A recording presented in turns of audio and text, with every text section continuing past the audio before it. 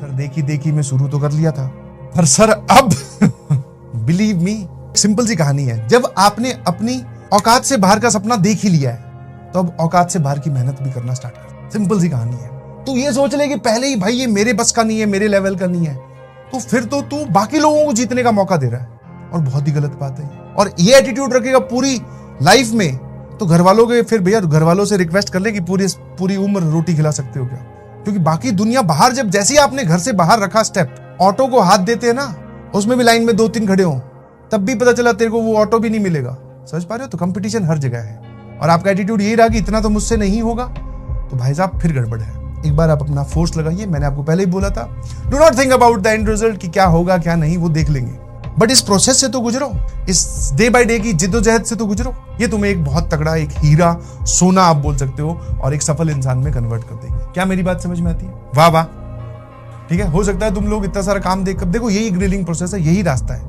इसी पे से चलना पड़ेगा। अब तुम्हें ये आसान लगे तो ठीक, आसान तो है नहीं, मुश्किल लग रहा है तो भी कोई दिक्कत नहीं है, जाना तो इसी से ही पड़ेगा। कोई दूसरा रूट होता बिना मेहनत वाला तो जरूर आपको बता दिया जाता, ठीक है, क्योंकि शॉर्ट मेथड, कोई भी अगर शॉर्ट मेथड बताया भाई इस सवाल को सॉल्व करने का ये एक छोटा तरीका हो रहा है, तो टीचर को तुम बोलते हो वाह यार सर आपने कितना बढ़िया मेथड बताया। तो इसीलिए जो जेईई के जाने का रास्ता है वो यही रास्ता है, इसका कोई शॉर्ट मेथड नहीं है। और रात होने वाली है, थोड़ी देर में हो चुकी है, 9 बजने वाले हैं, और जब तुम पूरा काम करते करते रात को 12:30-1 बजे, जब कुर्सी तुम्हारी पसीने की वजह से थोड़ी थोड़ी गीली हो जाएगी क्योंकि गर्मियां आ गई हैं, और बाहर जो है तुम देखोगे अपनी खिड़की से तो एकदम सन्नाटा छाया हुआ होगा, तुम्हारे मन में एक दुविधा चल रही होगी कि अब मैं आगे पढूं कि सो जाऊं, कौन देख रहा है यार, समझ में आएगी नहीं समझ। तो उस टाइम पे ये कुछ लाइनें हैं, याद कर लीजिएगा प्लीज, वाह वाह हो जाए। ये रात हमसे बड़ा प्यार करती है, ये रात हमसे बड़ा प्यार करती है, औरों को सुलाकर हमसे अकेले में बात करती है। सिनेरियो मैंने तुम्हें पूरा समझा दिया है कि ये लाइनें तुम्हें कब याद करनी। ये रात हमसे बड़ा प्यार करती है, औरों को सुलाकर हमसे अकेले में बात करती है,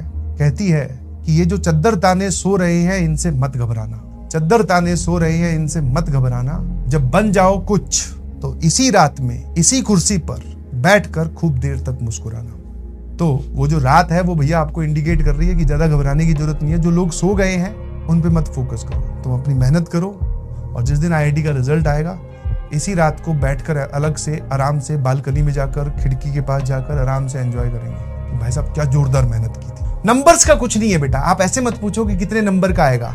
जब तुम ये सवाल पूछते हो ना कितने नंबर का आएगा, आप थोड़ा सवाल गलत पूछ रहे हैं। जैसे फॉर एग्जांपल मैं फरारी लेने जाऊं और मैं जाके वहां पूछूं कि भैया ये एवरेज कितना देती है, तो वो फरारी वाला मेरे मुंह की तरफ देखेगा, बोले तेरे घुसने किसने दिया, एवरेज कितना देती है, बोले तेरे बाप एवरेज के पैसे तू वो कैलकुलेट कर रहा है और फरारी पे हाथ डाल रहा है, चल बाहर। वैसे ही if you are targeting JEE advanced तो आप ये मत पूछो कि ये कितने नंबर का आएगा, कोई भी कितने भी नंबर का आ सकता है, कोई ऐसा फिक्स्ड रूल पैटर्न कोई नहीं है। हाँ, टेबल पे सामने 2-3 डबलियां बजी है, कभी बोर्ड वाली बजाने लगते हैं, कभी जेईई मेंस वाली, और वो जेईई एडवांस वाली तो सर उठती नहीं है, वो डबली तो हमें ही बजा जाती है। क्या करें, मैं तुम्हारे मन की शंका जानता हूं यार, it is very difficult situation.